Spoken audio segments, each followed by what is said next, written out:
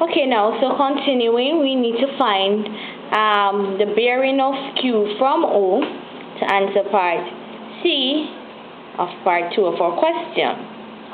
Now, let us look back now at our diagram, right?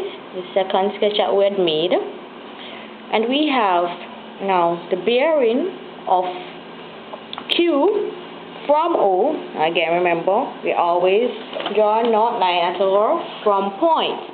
So let's just put on our from point at O.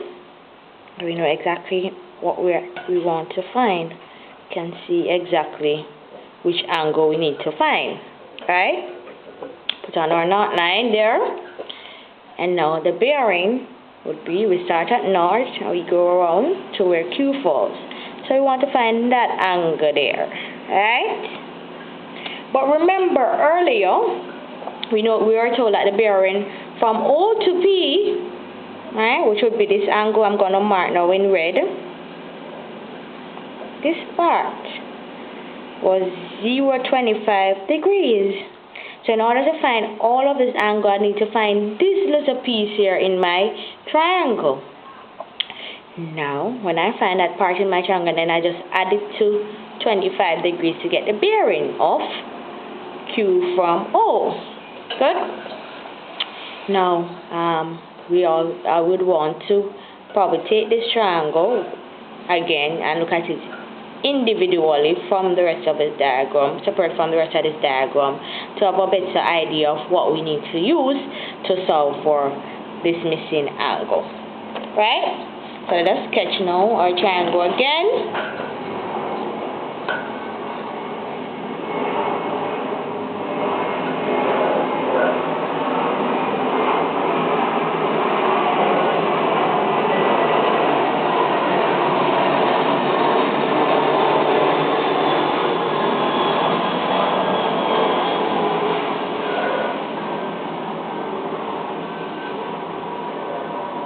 Sketching our triangle O, P, Q. Put on all the information that we have gathered. Angle P there is 125 degrees. OP is 400 kilometers. PQ is 700 kilometers. And we found earlier that OQ is 986 kilometers. Good? And now we need to find this angle O. Alright, so this is the angle we need to find. So we can add it to the other 25 to get the bearing of O from, of Q from O. Good? So now looking at our triangle, what would I need to do to find that angle? Which of my rules or terms can I use to find that angle? Good. And we inspect carefully. We have this angle facing that side that we have, and we also have this angle facing that side that we have the measurement of. So we should clearly see that we need to use our sine rule. Good. So now we start by using our sine rule.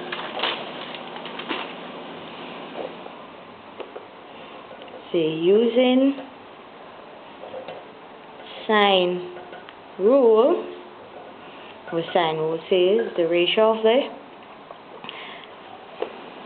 so we have sine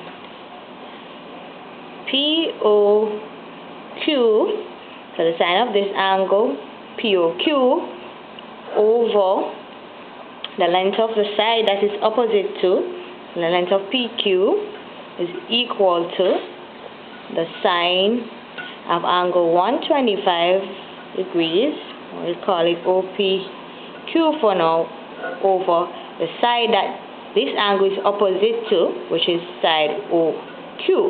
So that is what our sine rule says. Now let us plug in our values for those. So therefore, sine of POQ, which we need to find, we now know that PQ is 700. Plug in the 700 there, equal to sine of OPQ is 125 degrees over OQ we found earlier is 986. Good. So we now have our equation here to manipulate and solve for angle OPQ. So we'll cross multiply. Good. We cross multiply. We have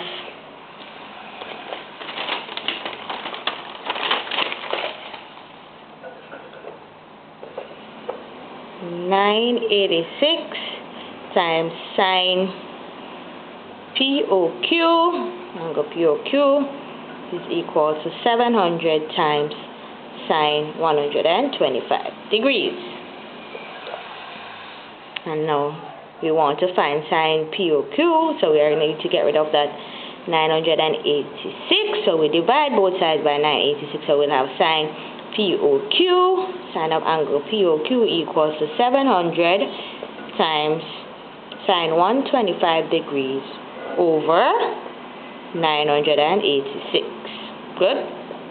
So sine angle POQ is equal to 700 times, and we know that we need to put sine 125 degrees in our calculators or use our tables, and that would give us 0.819 over 986. So sine PO of angle POQ equals to, we put all of this calculation in our calculators and we get 0.581. And now if we have sine of an angle being equal to 0.581, we need to take the inverse sine to get our angle. So angle POQ is equal to sine inverse of 0.581. So angle POQ is equal to 36 degrees. And we put this in our calculators or we use our tables again. And therefore, the bearing